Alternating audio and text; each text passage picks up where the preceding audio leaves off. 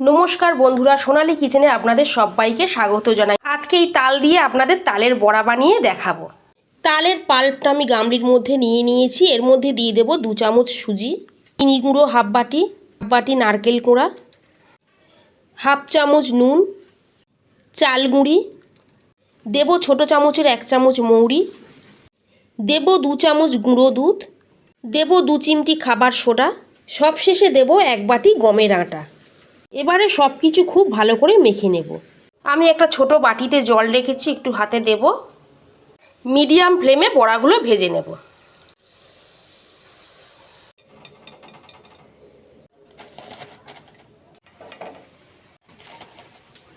একইভাবে আমি সবগুলো ভেজে নেব।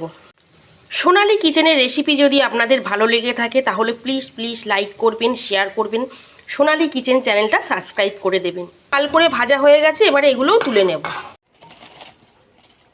দেখুন বন্ধুরা, বড়াগুলো নরম তুলতুল করছে, আবার ওপরটা মচমচে হয়ে আছে। এই দেখুন বন্ধুরা, ভেতরটা কত সুন্দর জালিদার তৈরি হয়েছে।